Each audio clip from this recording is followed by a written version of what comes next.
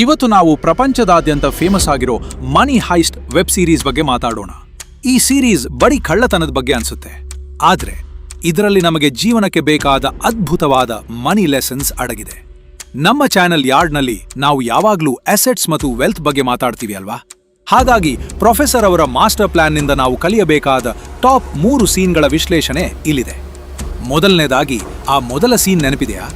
Professor ಎಲ್ಲರಿಗೂ plan ವಿವರಿಸುವಾಗ time is ಮನಿ ಅನ್ನೋದನ್ನ ತುಂಬಾ ಸೀರಿಯಸ್ ಆಗಿ ತಗೋತಾರೆ.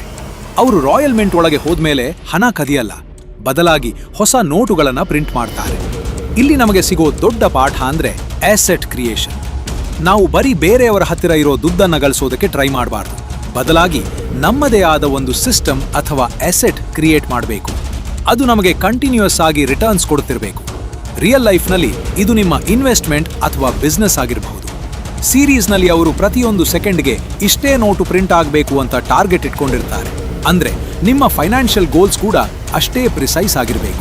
ಎರಡನೇ ಸೀನ್ ಬಂದು, ಪೊಲೀಸರು ಪ್ರೊಫೆಸರ್ ಅಡಗಿರೋ ಜಾಗದ ಹತ್ತಿರ ಬಂದಾಗ ಅವರು ಪ್ಲಾನ್ ಬಿ ಮತ್ತು ಪ್ಲಾನ್ ಸಿ ಅನ್ನ ರೆಡಿ ಇಟ್ಟಿರ್ತಾರೆ. ಇದನ್ನು ನಾವು ಇಮರ್ಜೆನ್ಸಿ ಫಂಡ್ ಮತ್ತು ರಿಸ್ಕ್ ಮ್ಯಾನೇಜ್ಮೆಂಟ್ ಅಂತ ಕರೀಬಹುದು. ಜೀವನದಲ್ಲಿ ಯಾವಾಗ ಏನಾಗುತ್ತೆ ಅಂತ ಹೇಳೋಕೆ ಬರಲ್ಲ. ಪ್ರೊಫೆಸರ್ ಯಾವಾಗ್ಲೂ ವರ್ಸ್ಟ್ ಕೇಸ್ ಸಿನಾರಿಯೋ ಬಗ್ಗೆ ಯೋಚನೆ ಮಾಡ್ತಾರೆ.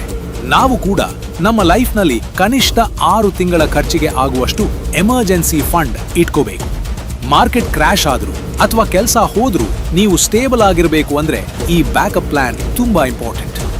ರಿಸ್ಕ್ ತಗೋಬೇಕು ಆದ್ರೆ ಅದು ಕ್ಯಾಲ್ಕ್ಯುಲೇಟೆಡ್ ರಿಸ್ಕ್ ಆಗಿರಬೇಕು ಅನ್ನೋದನ್ನ ಪ್ರೊಫೆಸರ್ ಪ್ರತಿ ಹೆಜ್ಜೆಯಲ್ಲೂ ನಮಗೆ ತೋರಿಸಿಕೊಡ್ತಾರೆ. ಮೂರನೇ ಇಂಪಾರ್ಟೆಂಟ್ ಸೀನ್ ಅಂದ್ರೆ, ಗ್ಯಾಂಗ್ ಮೆಂಬರ್ಸ್ ನಡುವೆ ಜಗಳ ಆದಾಗ ಪ್ಲಾನ್ ಫೇಲ್ ಆಗೋ ಚಾನ್ಸಸ್ ಇರುತ್ತೆ. ಆಗ ಪ್ರೊಫೆಸರ್ ಎಲ್ಲರನ್ನೂ ಕಂಟ್ರೋಲ್ ಮಾಡಿ ಸ್ಟಿಕ್ ಟು ದ ಪ್ಲಾನ್ ಅಂತಾರೆ. ಇದು ನಮಗೆ ಇಮೋಷನಲ್ ಡಿಸಿಪ್ಲಿನ್ ಬಗ್ಗೆ ಕಲಿಸುತ್ತೆ. ಎಷ್ಟೋ ಸಲ ಸ್ಟಾಕ್ ಮಾರ್ಕೆಟ್ ಕೆಳಗೆ ಬಿದ್ದಾಗ ಅಥವಾ ಯಾರೋ ಏನೋ ಅಂದಾಗ ನಾವು ಪ್ಯಾನಿಕ್ ಆಗಿ ನಮ್ಮ ಇನ್ವೆಸ್ಟ್ಮೆಂಟ್ಸ್ ಮಾಡಿಬಿಡ್ತೀವಿ. ಆದ್ರೆ ಲಾಂಗ್ ಟರ್ಮ್ನಲ್ಲಿ ಶ್ರೀಮಂತರಾಗಬೇಕು ಅಂದ್ರೆ ಇಮೋಷನ್ಸ್ ಸೈಡ್ಗೆ ಇಟ್ಟು ಪ್ಲಾನ್ ಪ್ರಕಾರ ಇರಬೇಕು. ದುಡ್ಡು ಮಾಡೋದು ಬರೀ ಮ್ಯಾಥ್ಸ್ ಅಲ್ಲ, ಅದು ನಿಮ್ಮ ಬಿಹೇವಿಯರ್ ಕೂಡ ಹೌದು.